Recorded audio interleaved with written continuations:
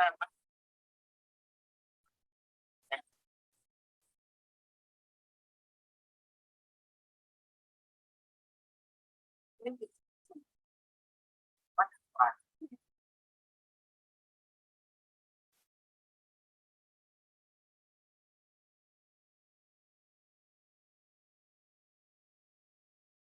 we were fire for that, they're going to the cello.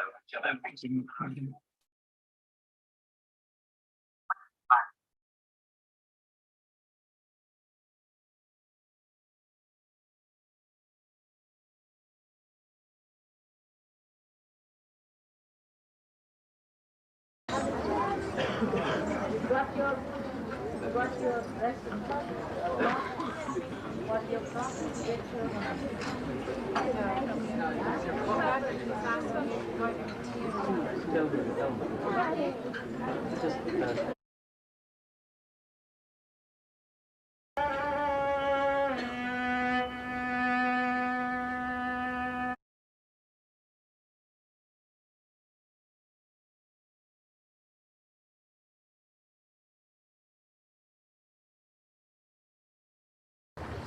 I want you to have the picture of the children dancing. There we are. Why can't one thing, right? I think.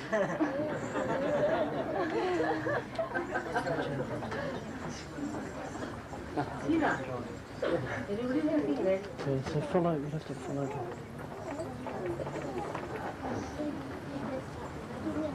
Come on, let them come. Come along now. Ray, let them come. All right.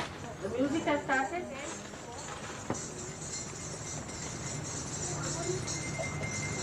Oh, very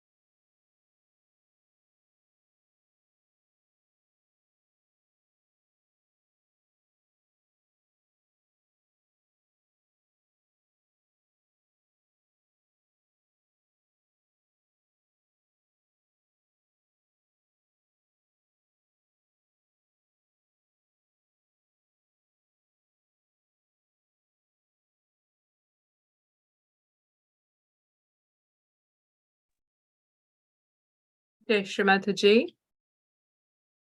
Let's start today's meditation, 20th June 2023, our collective evening meditation. Let's humbly bow down to Shrimataji, raise our Kundalini, and take bandhans.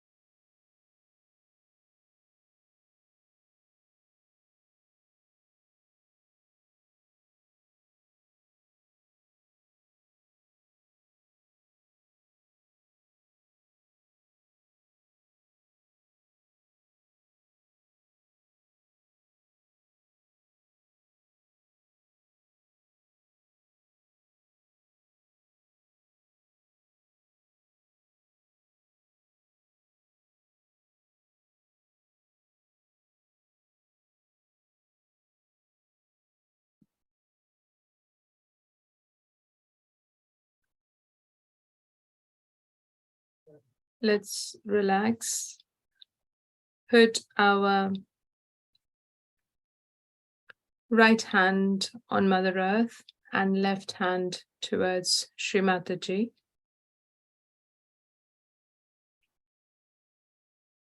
In our heart, we pray, Shrimataji, please clear our Ida Nadi and all the chakras on our Ida Nadi, which is the left channel.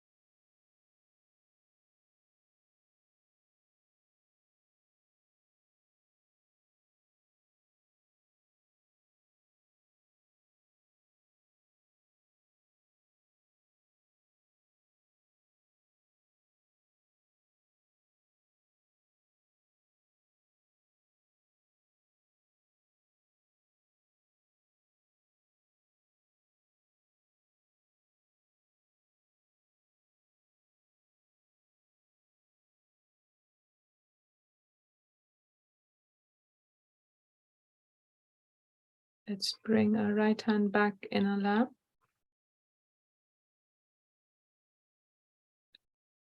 Our left hand facing the sky, holding up above to clear our right channel. Shrimataji, please clear my Pingala Nadi, the right channel. Please clear all the chakras on my Pingala Nadi.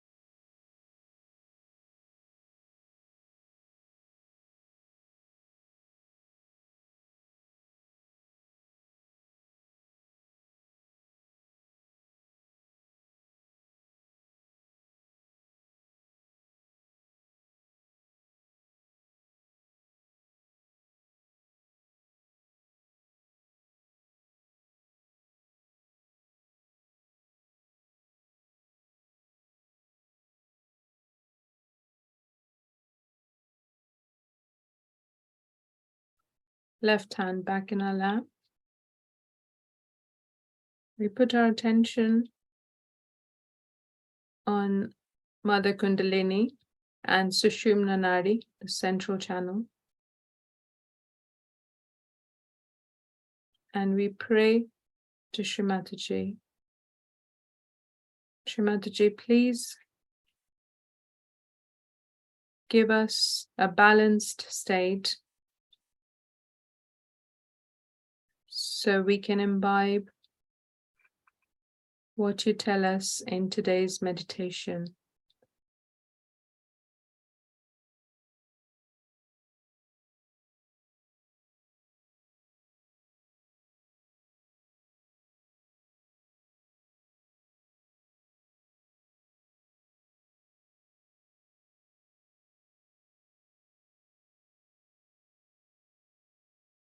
Let's say the mantra to Shri Adi Gauri Kundalini Mata, Sakshat Shri Mahalakshmi, Sakshat Shri Ganesh.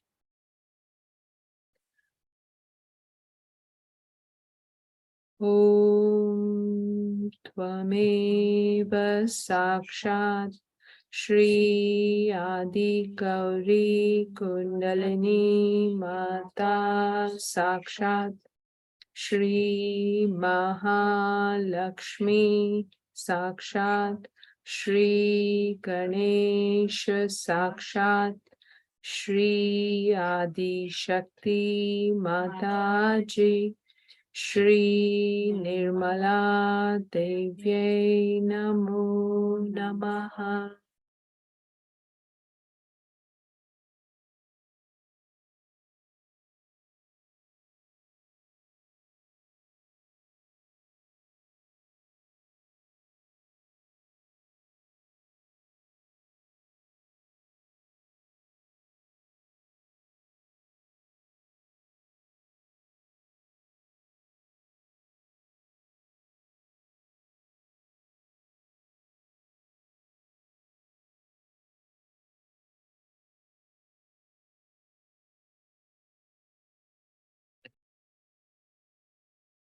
So with love and peace in our hearts and this balanced state, we listen to Srimataji's talk on Agya Chakra. Srimataji gave this talk on the 18th of December 1978 in Caxton Hall. So we'll listen to a significant part of this speech and then we'll meditate silently afterwards. So let's continue in this state of meditation, listen to Srimataji's talk, and then continue meditating. Jai Srimataji.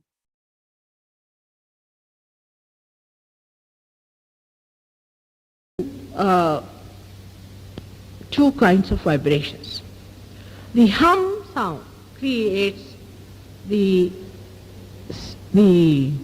vibrations which make you think I am, I am.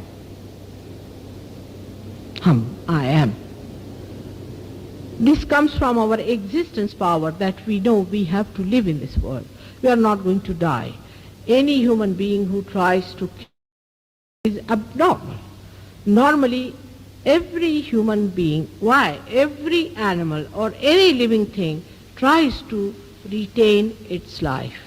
That is through this power of hum, that I am. Now the superego on the left-hand side and the ego on the right-hand side is ksham. But now I'll tell you about the right-hand side, superego. In this superego, when you are conditioned by so many things, then you are frightened and you are worried, because these experiences make you that type of a person which has fear in the mind. And this fear is all settled in your superego.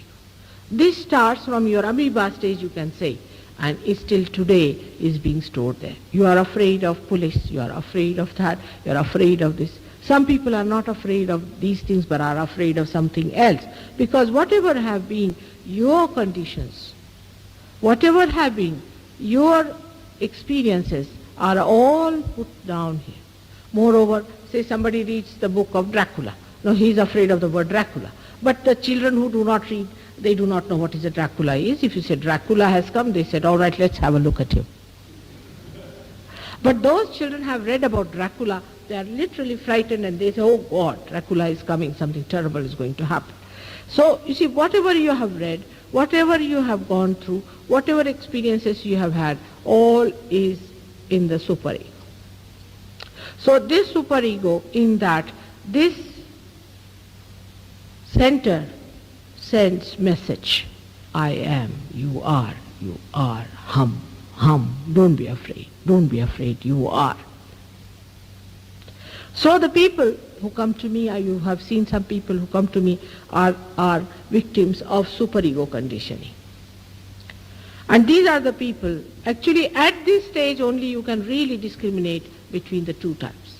One who are very aggressive, the other who are absolutely, we should say, subordinated, frightened. These people, when they come to me, I have seen they go on crying and weeping, mother, this has happened, that has happened, and I really get tired talking to them. And there are so many of this kind that really you have to pay attention to them as Sahajogis, because you will have to deal with them, how to manage them and how to work it out. Now at that time, if a Sahajogi says, now you go on saying hum, hum, hum, hum, A Sahaja Yogi, if he says, then the vibrations will drive out his fear. Even if you are under any fear and you're walking around and you feel that there's frightened, you just say hum, hum, hum.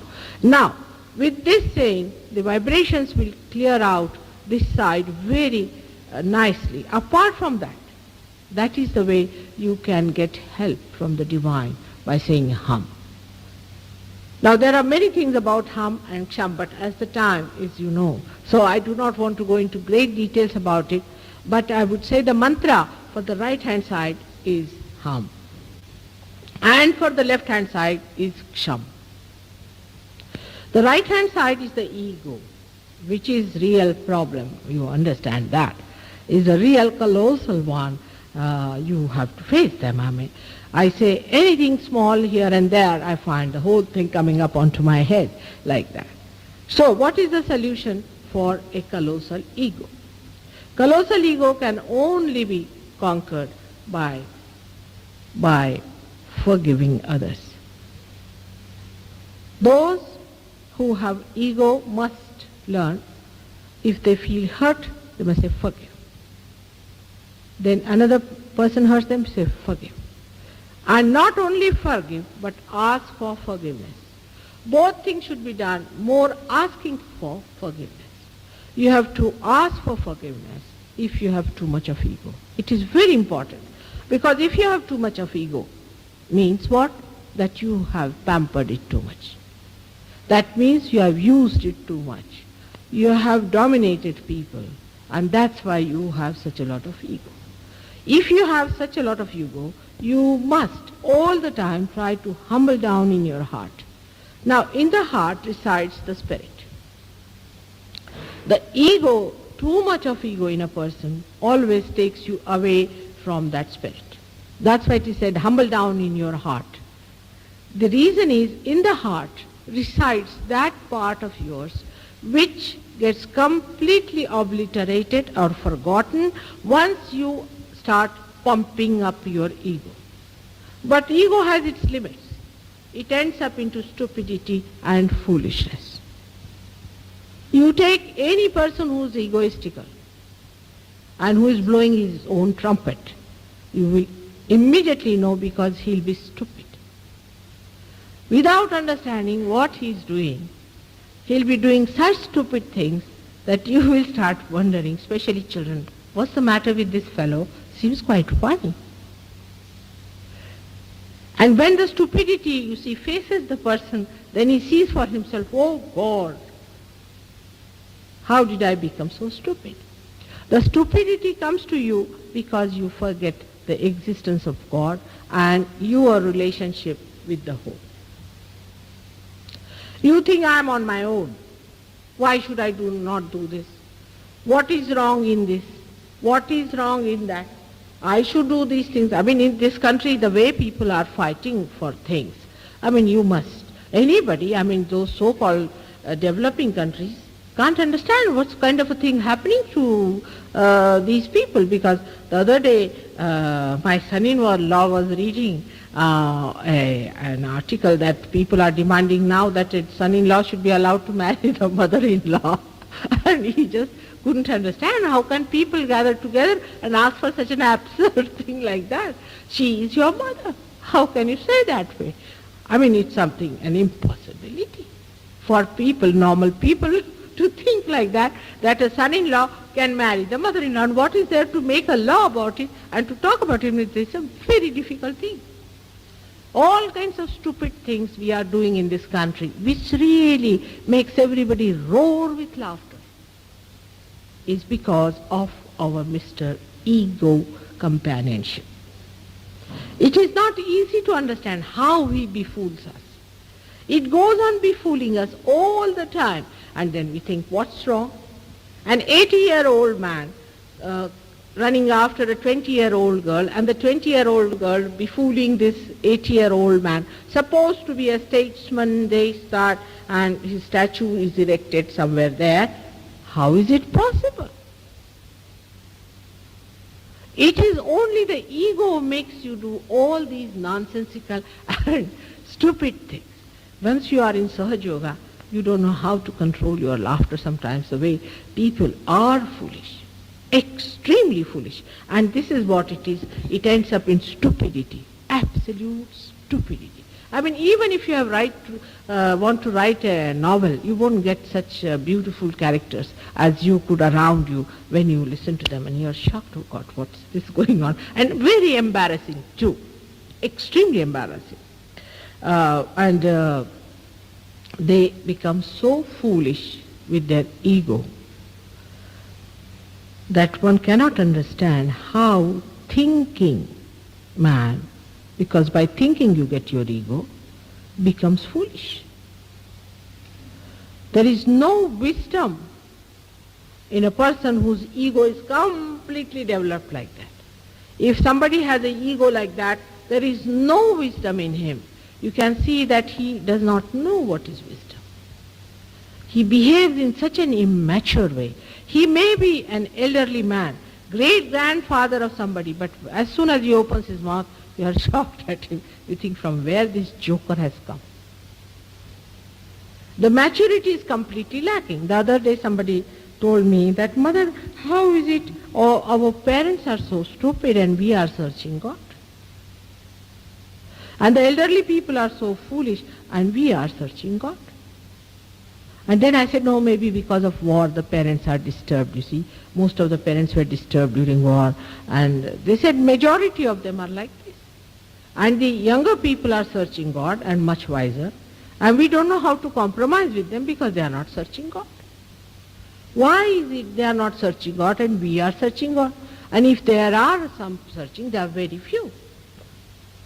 Now I said this may be due to war, but somebody said, then what about America? You see, in America the people didn't face war so much. The stupidity that they have is sometimes surprising. That is the same thing, as I said, is the development of ego in a human being. Now ego is the thing that makes you think about everything. For example, now we have to say go from here to Birmingham. All right? So we think, now how will I go? Simple way is that I'll take a train or I'll take a car and go away. If there's no reservation needed, I will just jump into the train or go by the car. If the car is available, I'll go by car or by train. Finished. What is there to think about it? But no, then we must plan it out. So I have programmed now. I have to go. So you go to the station and find the train is not there because there was some accident, so the train is not moving. So you are absolutely upset because you think that the train has gone. Now what to do? In that upsetting, you do not even remember that you have a car and you have to go by the car. Now, that whole thing upsets you because you had plans to go by train and you had planned everything. Now you cannot reach there, and what will happen? Now you are sitting here and worrying about it. Another person who is spontaneous, what will he do? All right, depends on, I may go by train or by car, whatever I feel like at that time. He's sitting tight. So he goes to the train, sees if the train is there, if it is nicely, there's a space available, he gets into it. If the train is not available, all right, he comes home, takes his car and goes away. So now you have informed the people that you must meet at such and such place. That also is there, you see. So those people are running up, down there, and they will be there at the station. Now, what's the matter? Even if they are at the station, you can meet them at the station. You go by train and you can meet them. What is there to be that much upset about it? You see, you can always contact them. But the way we get upset, we have spoiled the complete program of going to Birmingham, which is a very beautiful program that we have got. We have to meet new people, we have to meet many people, we have to enjoy ourselves. That's all finished. Because we had planned something and it did not work out, we are finished. All these things make us a miserable person. And we are so miserable and so grudging and so boring that those who are next to you just get fed up of it and they say, now shut up. If you are not going to Birmingham, if you are not going, don't go, but don't eat my head now. It's a common experience of many. Is this Mr. Ego? He doesn't want you to be happy. doesn't want you to be relaxed. He all the time gives you ideas and tells you do this and do that and you must get it done and this is to be done and you better inform that person, be meticulous about it. And it will go to such details that anything fails, you are finished because your nerves are already finished and shattered. Anything, even a drop of inconvenience comes into you or even a feather of disturbance is there, you are finished. And so everybody is rattling, we have tensions, we have problems. Why?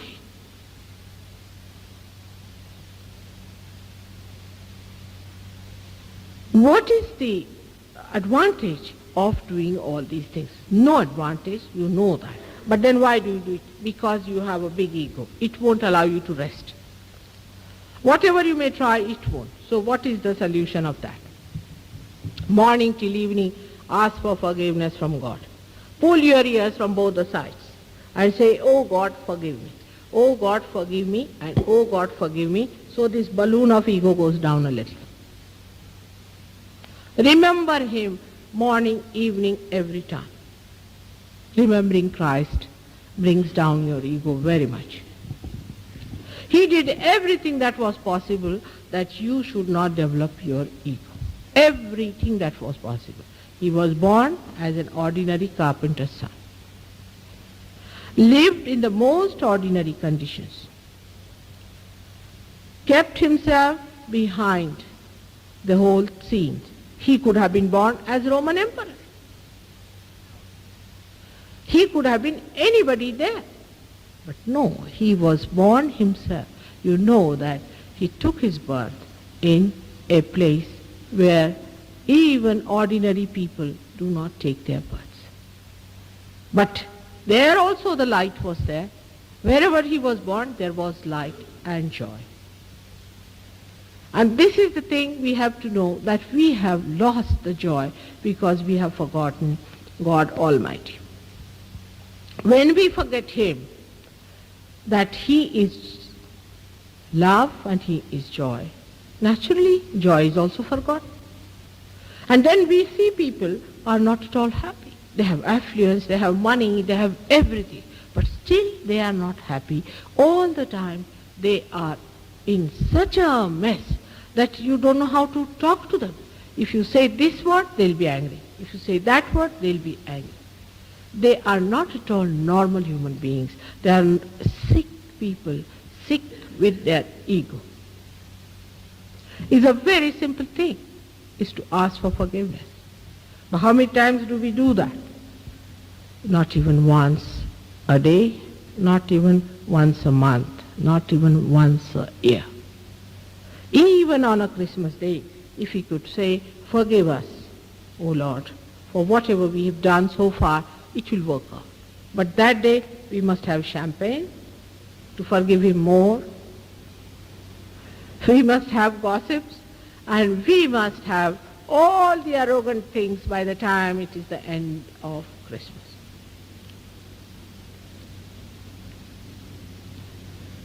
This ego, the yellow side one, is the one that presses your superego too much.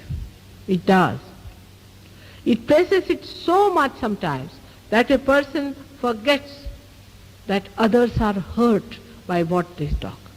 On the contrary, they devise methods how to say things which are cutting, which are hurting, which are painful to others.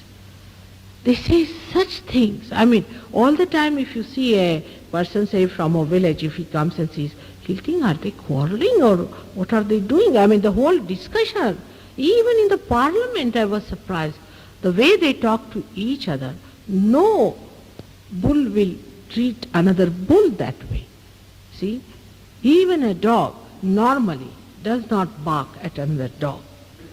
No animal in the world all the time is barking at its fellow man. No animal in the whole world, I can tell you this much.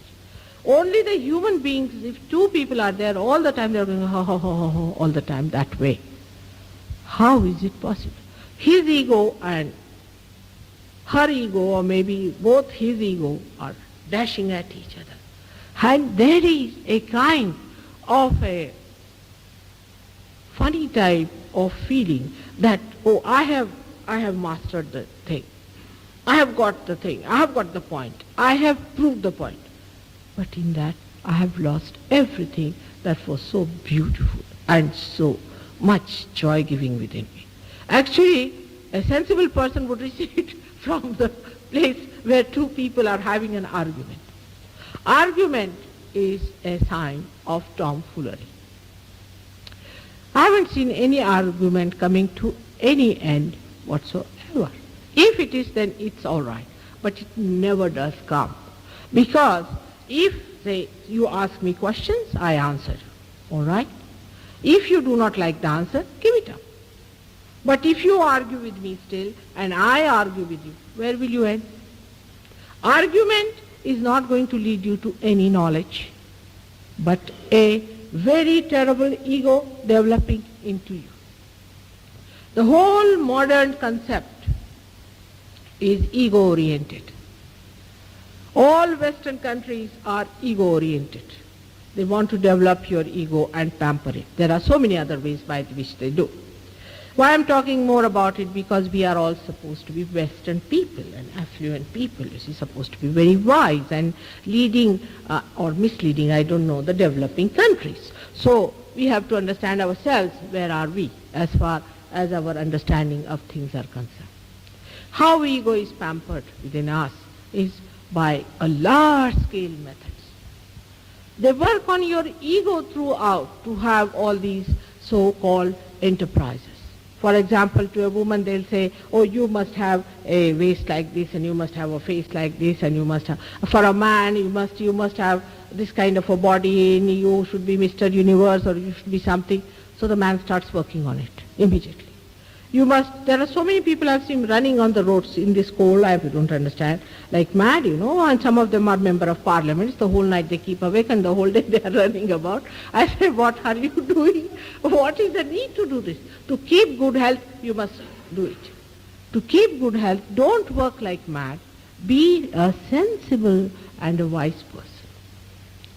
Wisdom is to be sought, to keep good health, to be all right, and not this kind of mad, ego-oriented things. So then the one way is to excite your ego about your physique. Then there is ego about, you must have a big car.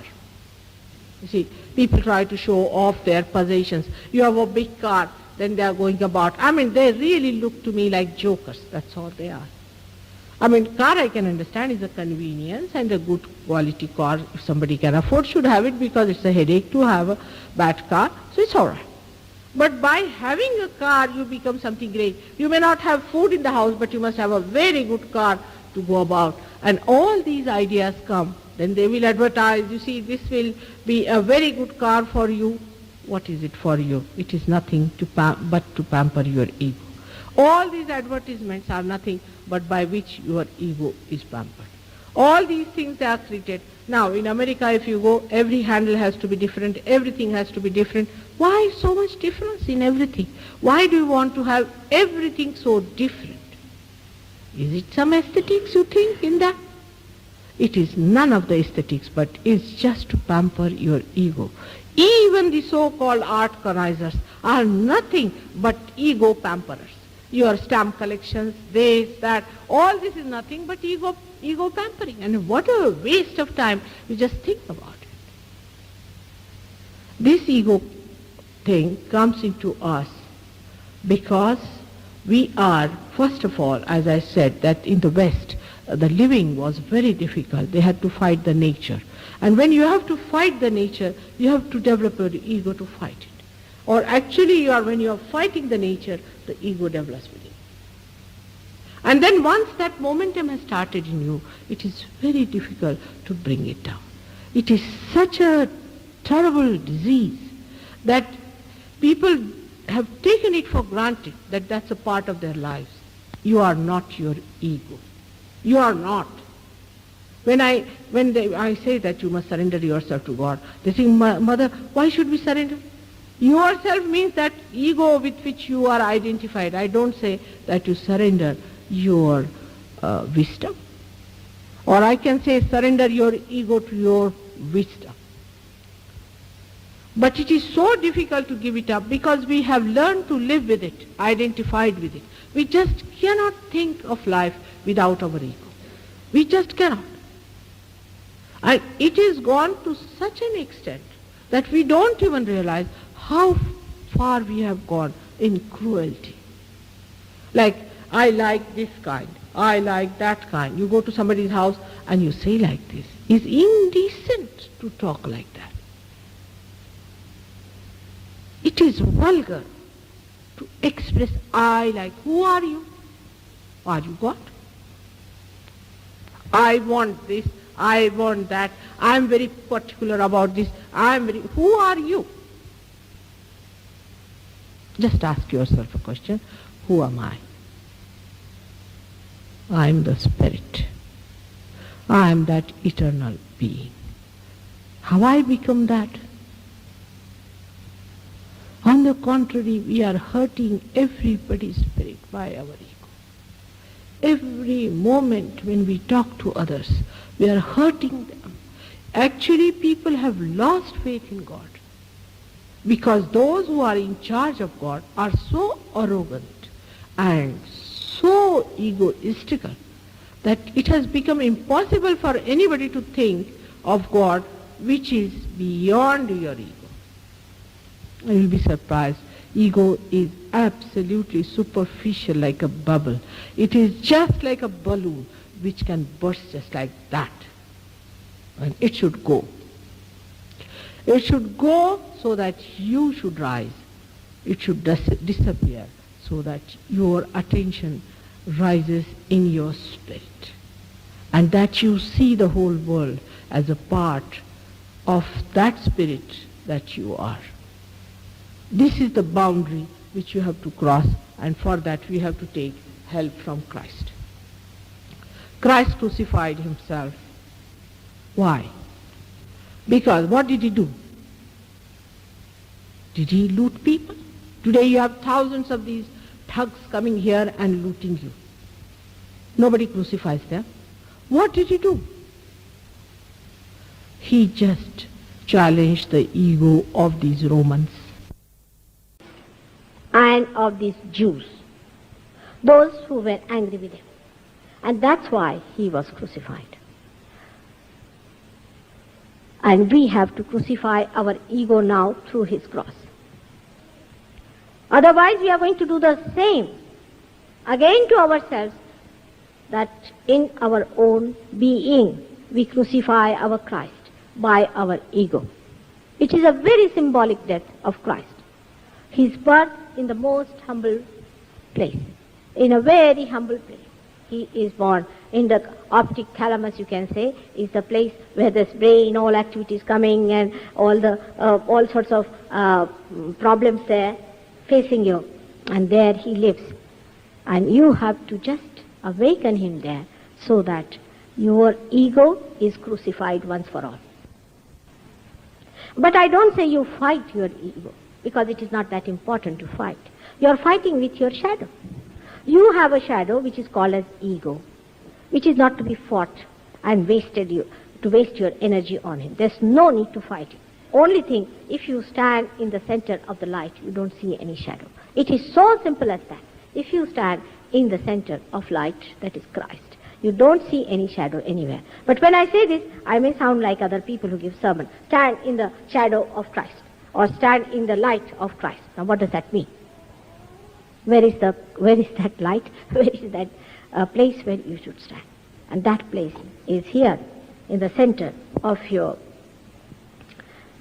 optic thalamus, where there is no thought. You have to stand in thoughtless awareness.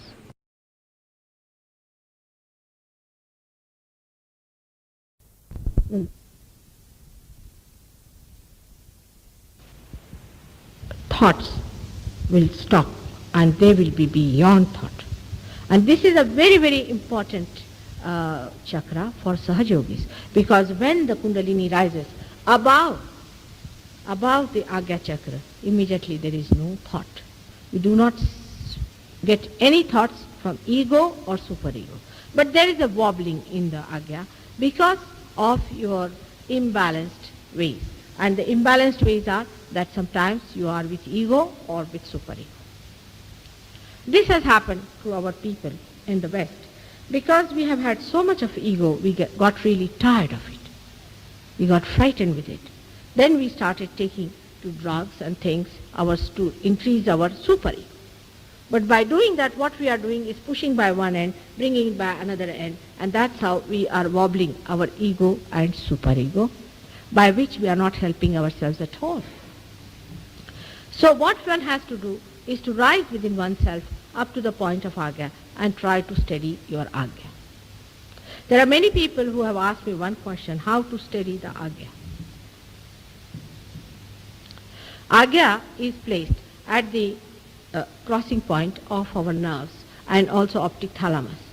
Now, so it is said that if you have wobbling eyes, you will have a wobbling agya. You have to steady your eyes. You have to soothe them. Now, it is very, very out of date, ancient, old, and all sorts of names that you call it to a thing like that. But you must steady your eyes and steady them in such a way that it is very soothing for the eyes. Which is the most soothing thing for the eyes is the green grass. If you could see the green grass with your eyes, means you walk with your eyes on the ground. Your eyes will be soothed, your agya will be all right. That's why Christ said that I tell you about the adulterous eyes. He talked about adulterous eyes, the eyes with which you do adultery. Is a very common thing these days. Every woman a man must see, every man a woman must see. As if it is the most important job. If you have not seen one woman, you have finished. I mean, this is being modern. But I am an old-fashioned lady. And at the time of Christ, he said, you should not have adulterous eyes. And the ones who have adulterous eyes are no more than any other but our Western Christians, who all the time, even in the church, even when they are giving sermon, their eyes are moving with adultery. These eyes have to be very, very pure, very, very deep, and very loving when you want to have your agya all right. Because you receive through your eyes. Say if you have closed your eyes, you do not put your attention to anything because your eyes are closed. You are not adding more thoughts to yourself. But if your eyes are open, you are adding much more thoughts because everywhere the eyes go, the attention goes and you see things and create thoughts and put in them. So your attention, which has to go to the Spirit, which has to go to God, which has to shine through the window of divine, this beautiful thing is ruined by the way we use our eyes and we do not respect it. There's nothing so pure and beautiful as the grass on the ground or the ground itself, which takes our feet, which supports us, which looks after us, enriches us. We should put our eyes on the Mother Earth instead of looking at every person. But from Sahaja Yoga point of view now, many of you know what happens to your eyes when you look at somebody. Maybe entity might enter into your eyes. And it is, you will be amazed that it is the play of the entity, what we call this so-called flirting is. I've talked about it before also, and people didn't like it when I told them about it. But I've seen actual entities entering from eyes to eyes. I've seen very simple people who come down to such places, say in a party. In a party, people are just exchanging entities from one eye to another. Once it goes to another person, he puts his entity into another person. And that goes into another person. All the time your attention is diverted. And you feel it is attracted towards something. You do not know why it is attracted. Now the certain symbols are also made like that. To add up to the problems, you see, all the society is working at it, that you should appear in such a way that every man should look at you.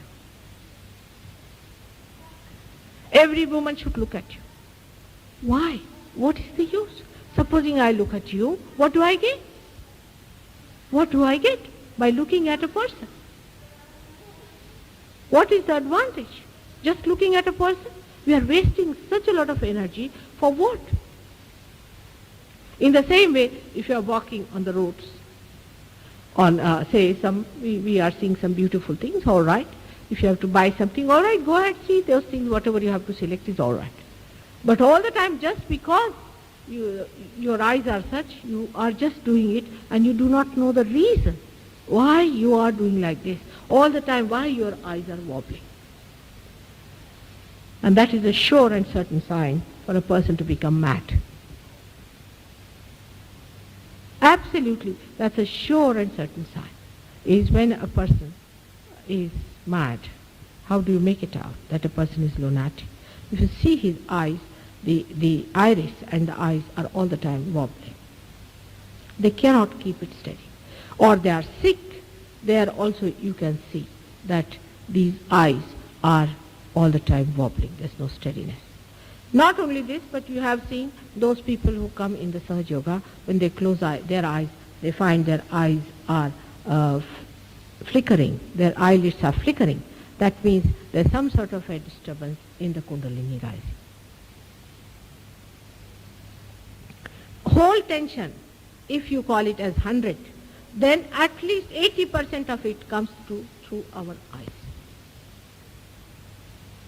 Then how important it is to protect our eyes from all kind of useless activities we are doing. Christ's life shows so many aspects of how to respect others, but one of them which is being very much misused throughout is that of the prostitute. He saved the prostitute. He saved her, no doubt. But you spoil those prostitutes. A good woman, you make her into prostitutes. You give her ideas by which she becomes a prostitute. A good hazif is turned into a prostitute by an egoistical man. Young, small girls who are virgins are being destroyed by your dirty glances. Do you realize this? That you are doing just opposite what Christ had done. And you say that he saved Christ. So even if we are prostitutes, he'll save us. But why be prostitutes? This is such a stupid style of thinking, that we should become prostitutes so that Christ will save us.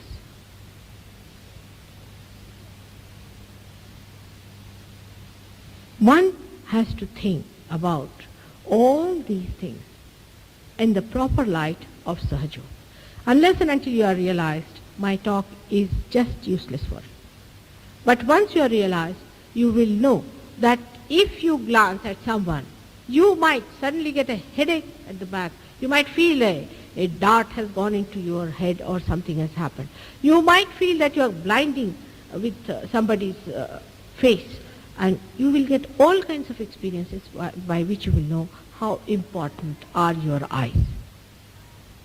All your nervousness and everything can be cured if you have pure eyes. But it is such a vicious circle that through your eyes you gather all the bad and is accumulated in the agya, and you have to clear the agya to make the eyes clear. It's a vicious circle. But it can start at a point, as I said, we have to ask for forgiveness. Secondly, we have to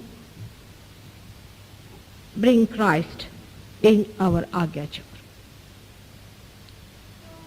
Thirdly, we have to give up all drugs and all intoxicants and all smoking. That happens automatically when you are a Sahaja, it will work out. But eyes express the whole of your being, your brain, your body, your limbs, everything. And if your agya is all right, then your eyes are perfectly all right. They emit nothing but love. Wherever they glance, only with the glance of your eyes you can raise the Kundalini. Only with the glance of your eyes you can cure people. Only with your glance you can bring joy into the destroyed and the ruined people. So these eyes which you see are the windows of your being. of your heart. When the spirit is expressed through your eyes, you must have noticed yourself that when the Kundalini rises, then the eyes become dilated. And a realized soul has got black eyes because they have these eyes are dilated. At least when I see them, they are all dilated black eyes. Apart from that, a realized soul can be made out by his eyes which are sparkling. There's a sparkle like diamonds. They sparkle all the time, and you can make out from the eyes that this person is a realized soul. There's a tremendous difference between a non-realized soul's eyes and the realized soul's eyes. So you can imagine how your spirit sees through your eyes. But if the eyes are not pure, it doesn't stay there long. So if we have to understand Christ, physically we have to respect our eyes. Mentally we have to give up all that is impure in our mind. Now, so we come to the impurities of the mind. And the impurities of mind are, there are so many poisons you know about. There are books and books written about the poisons. And the psychologists are supposed to take out all your poisons. I don't know if they can do it at all. But they have the worst agya. All these psychologists have the worst agya, and I don't think they are capable of really giving any relief to people who are suffering mentally. Mental sufferings are of two types. The same thing is that one is, vibrations are so much.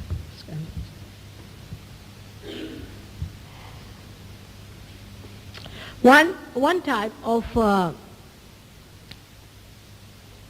mental troubles are where people oppress you very much. You see, you go on bearing the cross. Now this is a very wrong idea people have about Christ. Bearing the cross doesn't mean that anybody who tries to oppress you, you should go on taking the enslavement upon yourself. You are not to enslave to anyone whatsoever. Anybody who tries to make a slave out of you, you should deny it, absolutely. You should say, I am. Who are you to dominate? Anyone, whether you are of a black skin or a red skin or a yellow skin, nobody has right to dominate anyone in this whole world. And if anybody is doing it or what to do now, after all, you see, we are poor people, or we are like this, or he is supporting and all that, then they are running away from their duty towards themselves. Such people cannot get realization. Slaves are not going to become kings. So the slavery that is supposed to be confused with bearing the cross is another confusion of modern times. We have to rise in our self-respect, and we have to understand that no one in this world has a right to dominate us. But then what is bearing of the cross is? First of all, the people of his level never suffer. It's just a joke going on. It's a leela. It's a play going on for them. They never suffer. And even if they so-called act as suffering,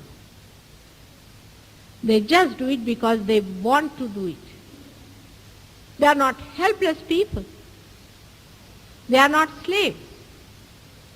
And those who think that by bearing it up and by suffering it, we are becoming Christians, they should know they are psychological cases. And if they are crying and weeping and all the time saying, what to do, you see, I'm in love and my lover tortures me, you are neither in love, neither you have a lover. It is a kind of a psychological clubbing that he is a dominating man and you like his domination, that's why you are together. It's a simple fact. So every human being has his own self-respect, and he must respect his self, that is the spirit within him. And nothing should dominate it. whether you belong to this country or that country or this ism or that ism. All this will break down under the rule of God. Nobody has the right to dominate anybody's spirit. But when you are given freedom, you go to the other side, that is Mr. Ego. You do not know how to use your freedom. So you try to dominate others. Your freedom means everybody's freedom is in danger. You are on top of everyone and torturing everybody's souls, and you are dominating by land and by properties or by possessions. So either this way or that way, mentally if you are of this category or that category, you are against yourself. Just be in the center and see for yourself. Just be looking at it. Are you emitting love towards another person? If you are a slave, how can you love? You cannot. If you are free and abandoned, how can you love?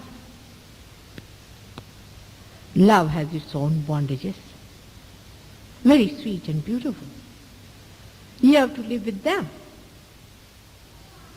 You enjoy those bondages. For a little child will come to your house and he will spoil your house, no doubt, and that he should do.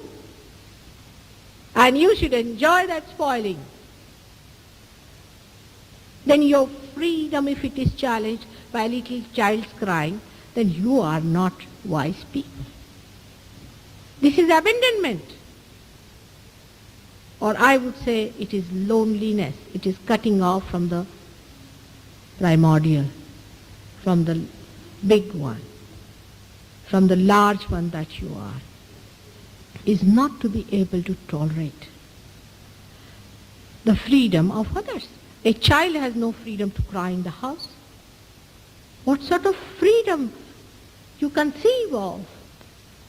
A mother has no right to say something she wants to say about her child, which is her duty to tell him what is right and wrong. If the son does not have right to eat whatever he likes in his own mother's family, then what sort of freedom do you have? It's such a confusion of things. So this kind of freedom is just the opposite and extreme of enslavement. But in the center is love, where you are bound by everyone. I am bound by my children. Yes, I am. I am proud of them. They bound me, and I bound them too. It's a mutual bounding which we enjoy among ourselves. There is such a give and take when there is such a bondage of love. But do we understand the importance of bondage of love? At the slightest pretext we break it. Say a wife says, I would like to go out today. Husband will say, why? I'm very tired, don't you understand? Or if the husband says, I feel like eating something, or some particular thing, he says, pancake or something. A small thing. Oh, I'm very tired, every time you're divine. If she could just think, by making that little thing, he would be so very happy.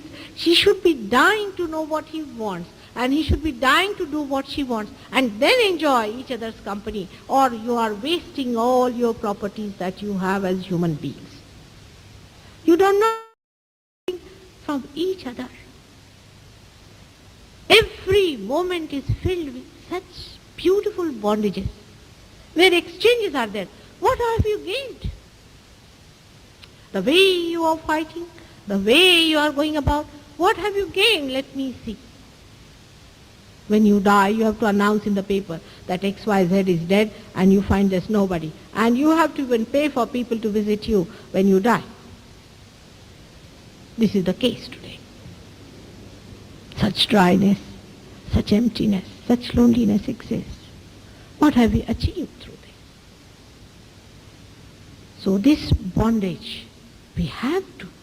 And there is no question of sacrifice, you see the way. We must sacrifice for the family. What are you sacrificing? I mean, if you pay for your family, you get the joy out of it. That's why you do it. If you have to lead a nice, good life, you are not sacrificing anything, but you are gaining by that, leading a good life. If your wife says, don't go to the pub, and if you do not go there, then you should not say she is an orthodox, old-fashioned this, that, and that. But instead you should thank your star that in these modern times also there's somebody who is telling you the truth. Because the whole edifice has come up. Do you mean to say that truth should not be told? All this is falsehood in which you are living, and if you have to be happy, come down to reality. Friends also same thing. With the friends, what sort of relations we have with our friends? What do we expect from them? Sending them a Christmas card? And then if they don't send, feeling bad about it? There are no deeper bondages. We have not lived with them. If we allow ourselves to be bound by them, they will be bound by us. You better try this. Try to be bound by them. Don't be afraid of anybody else. Just try to be bound by others. And you will be amazed how much they will be giving you. I am a living example of this. I can tell you, I am a living example of this. I am bound by all of you. If somebody says, Mother, when are you going to leave us? No, I cannot. I am just bound by you. I just do not want to leave because I love you very much. How can I leave you? It's impossible for me. So then, what do I gain out of this love? Everything that is in this world. What do you want me to get? I cannot even count what I can get out of it. Immeasurable ocean. I become an ocean myself. Break your ideas about your own personal freedom and liberation is liberating your intelligence. You are liberating your own wisdom. And the sweetness and the beauty which is never perishable, whether you are old or young, that is going to be your own. But these poisons that are being built outside and inside you, please throw them away. These are mental poisons. Through Agya you can take them out. You see, this is an opening also through which many things go out. Try to work it out. Look at the tree with love. And you'll find that the tree itself is giving you the joy of its creation, because you'll become thoughtless. And the Creator who has made that beautiful tree will be pouring all that joy which is stored into it. Every human being is a store of joy. Unlimited. I assure you, believe me. And don't waste them because somebody is not properly dressed, or he is not according to the way you want him to be, which you learnt in your public school. Every doorstep, everywhere there is beauty lying. Do not miss it. But if you have a possessiveness about it, and adultery about it, then you can never enjoy them. You can never enjoy all that beauty, all that store, all that wealth that is in every human being. Every moment it is bubbling. For Agya, it's a good thing. Christmas is coming, and at the time when I have to wish you happy Christmas, that at this occasion I am speaking about Agya Chakra, in which what I said is Agya is one must know what to order and how to obey. Obey the divine, obey your elders, Obey yourself and not your ego. And then you can order also others. Not only human beings, but you can even order the sun and the moon and all the winds and everything in the world. Everything you can control, everything with this agya. You try one thing. If you know somebody is going to do something wrong, just Take his name and put it to agya. He'll not do it. Try it. This is a trick I'm telling about for those who are realized souls, not for those who are not yet realized, but those who are realized can try. If the other person is doing something wrong, you can try your agya. Anything you order on your agya will be respected, but your agya must have Christ there, because you have the great support awakened within you, which does not exist here, but into every man's head. It is all pervading into all small atoms and molecules. It is everywhere, into the sun and any place you go. It is there. So try to develop your agya. That is the mastery of yourself. Those who have a good agya can master anything and understand that the idea about mastering worldly things and mastering human beings and mastering this, and some of them are mastering in, say, other crafts and things. Best thing is to master your agya. And you really become the master of yourself, by which you can master many things. And today, on this great day, when I'm wishing you a happy Christmas, I wish you to have the most powerful agyas, that people, when they say your forehead, should know that Christ is reborn again within you. May God bless you.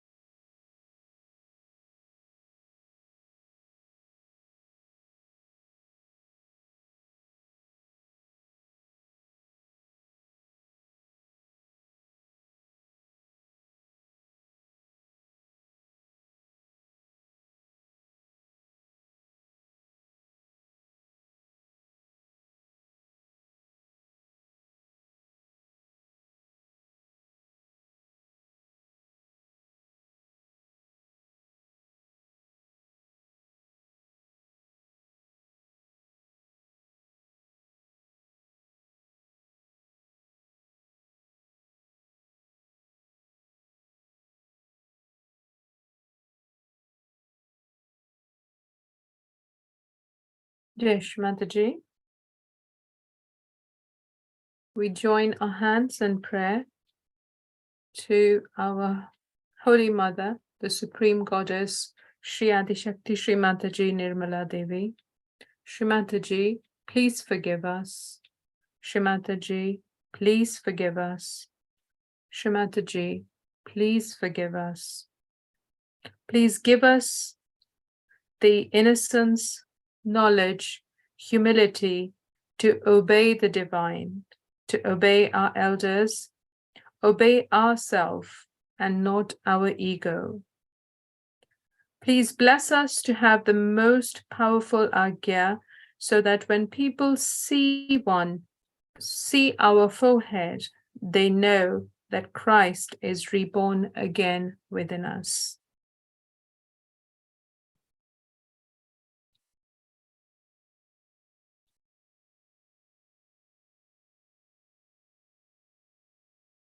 With this prayer in our heart and the cool vibrations,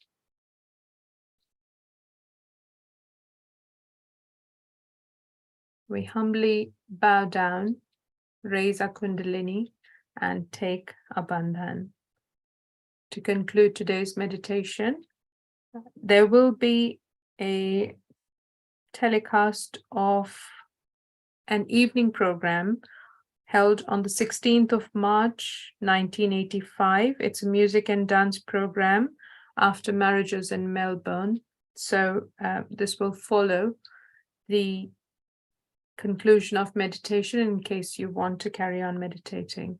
So as a collective, let's humbly bow down. Thank Shri Mataji from our heart for today's meditation, for granting us the knowledge and the capacity to have a powerful Agya.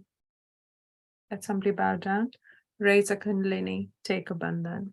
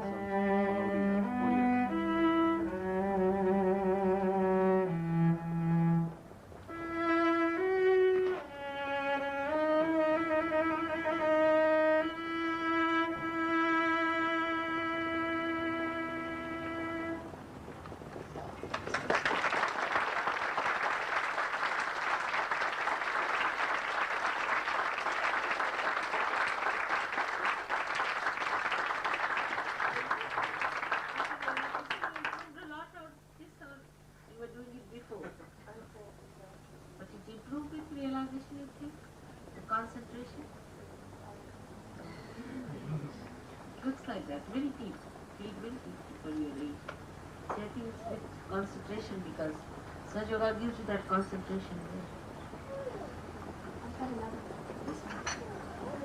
Beautiful.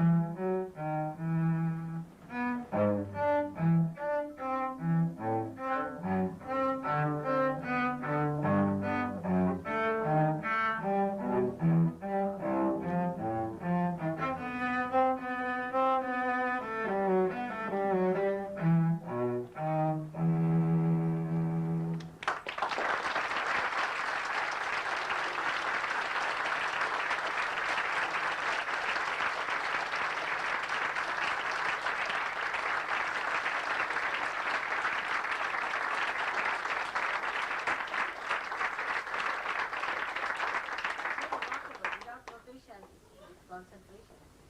It's a very fast number. Thank you very much. Before the city choir starts, children they're getting very sleepy. Paul has told me they're prepared also one song for you. All right, that's what I would like to have, and then they can go. That's fine. All the children, come in. That's the best. Let them face close, quite close. Yeah?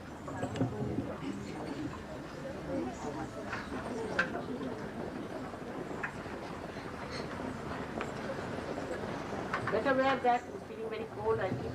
Better wear it. Very, very cold. Just let her make it. She doesn't know how to do it. Right, good.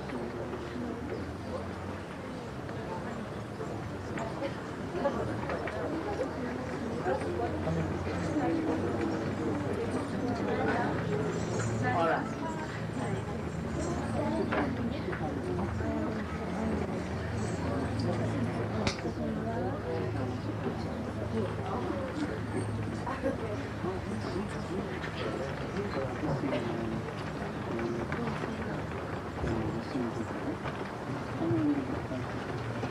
It's all right, you stay there, stay there.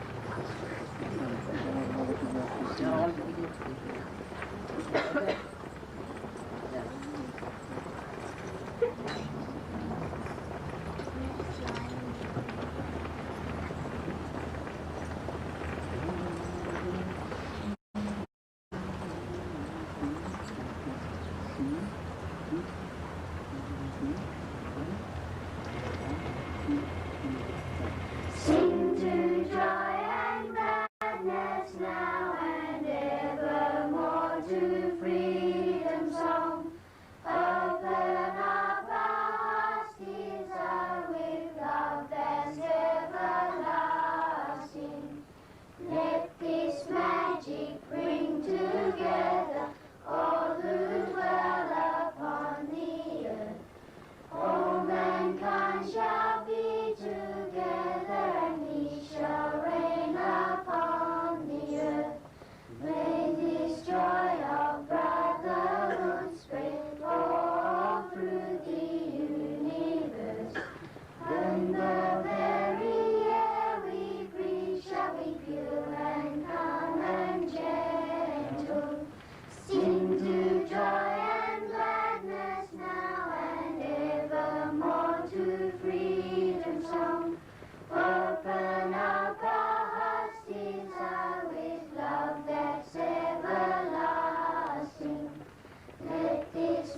magic bring together all who dwell upon the earth. All mankind shall be together, and peace shall reign upon the earth. Blue the sky and green the forest, all our children can run free. And through music bring together, and all who sing the ode to joy.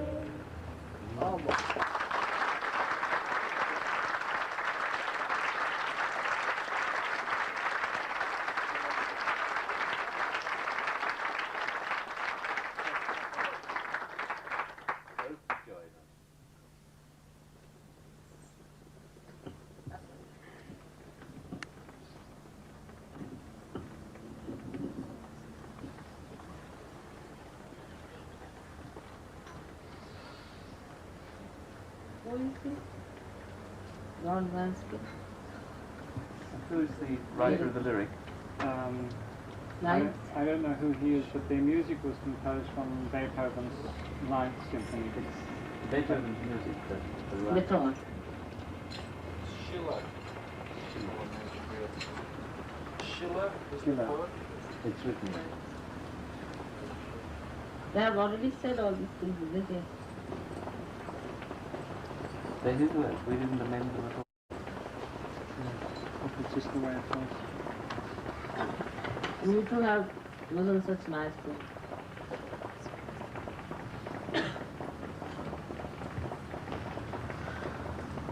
Oh, wonderful. You. So now you are going to kiss me good night and go to sleep, all right? Come on. Hang up.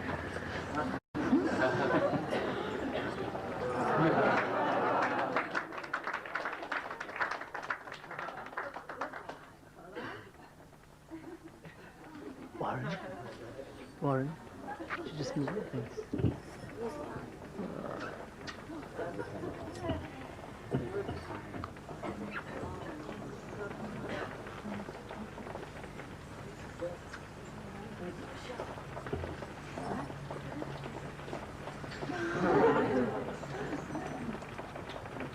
Good night.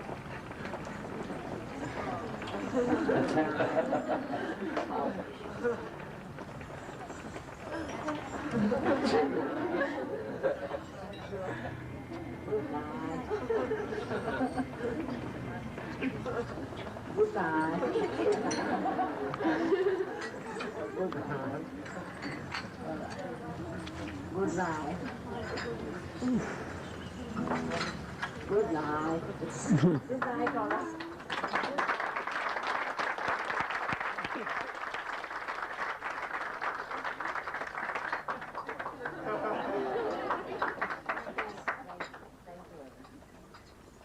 Thank you very much. Good night.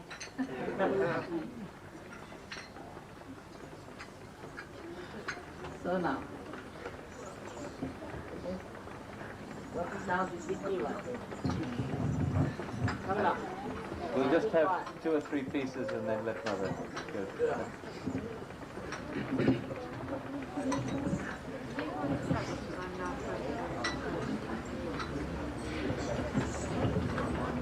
Quickly, get together, Kate. Girls on the side and boys on the